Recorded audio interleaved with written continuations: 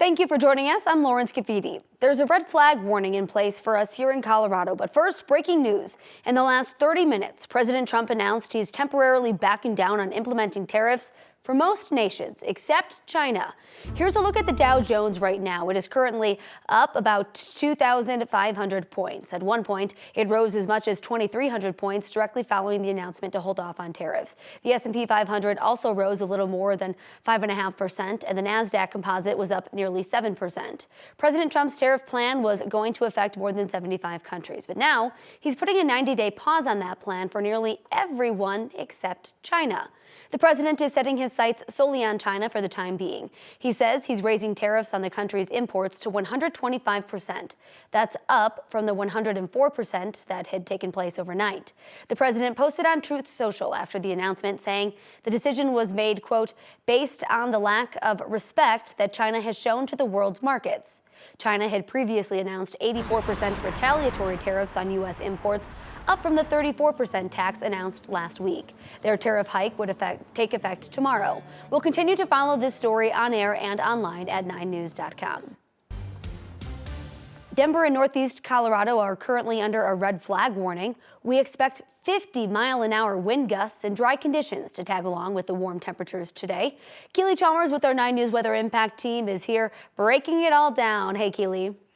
Yeah, good afternoon. The temperature is climbing into the 70s, but the winds, that's going to be the big story. Like you said, those winds gusting 40, 45 miles per hour this afternoon. Gorgeous as we take a look from our Lookout Mountain Sky Cam. It is a beautiful afternoon, and temperatures warming up nicely, 67 degrees. Winds out of the west-northwest, 18 miles per hour right now at DIA. But as we head into the 2 o'clock, 3 o'clock hour, that's where we're going to start to see those gusts, 35 plus 45 plus miles per hour across the plains, and that will increase the fire danger. Current temperatures are in the 60s, even some 70s down across the plains right now. Mostly sunny, again windy with those winds gusting up to 35 miles per hour. 72 degrees, that's our forecast high, and we're going to see those reaching that 72-degree mark at about 3 o'clock this afternoon, staying there all the way until about 6 o'clock. Then we do start to cool down. But here is a look at that red flag warning.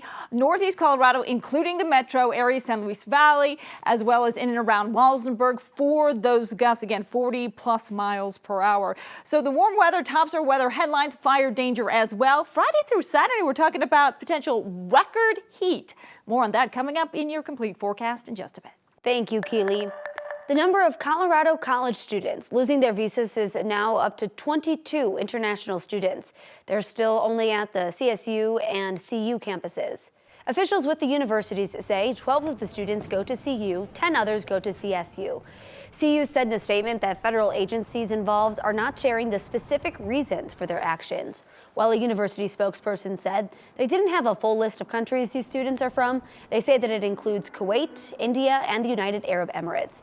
CSU said last week that 6 international students there have been affected, but that number jumped up to 10 this week.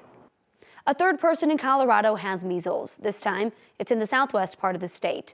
State health officials say it's an adult in Archuleta County, but they're not sure if the person is vaccinated. They say the person may have exposed people to the virus at 3 different places in Pagosa Springs. That's Wolf Creek Ski Area all day from March 28th through March 30th, Pagosa Medical Group for a few hours on March 31st, and City Market, a grocery store, for a couple hours on March 31st. CDPHE does not believe this case is connected to the other 2 measles cases in the state. The first case this year was on March 31st. That was a woman in Pueblo. The second case was just made public Monday, a baby in Denver who traveled with Mexico to their family and contracted the virus. The baby is too young to be vaccinated. A person is dead today after a crash between several cars in Commerce City last night. Around 6 p.m., Commerce City police say a crash involving multiple cars shut down part of I-270. The highway is back open right now. According to police, 1 person died and 3 other people were hurt, one of them seriously. The wife of a man charged with murder in the death of a dog breeder in Clear Creek County is in custody this afternoon. The sheriff's office says 36-year-old Anna Ferrer was booked into jail Friday after she was extradited from Nebraska. Right now, she's being held on suspicion of accessory to a crime and tampering with physical evidence. Her husband, Sergio Ferrer, is accused of shooting and killing Paul Peavy. PV bred and sold Doberman puppies. Several of those puppies are still missing today. New data is showing that more students in Colorado are choosing to use the state's anonymous reporting system.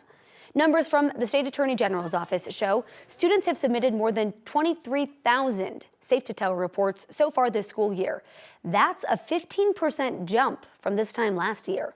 The bulk of this month's reports focused on school safety, bullying, and mental health concerns. All three of those categories made up more than 70% of all submissions. Students can use the system anytime through the Safe to Tell website, mobile app, or hotline.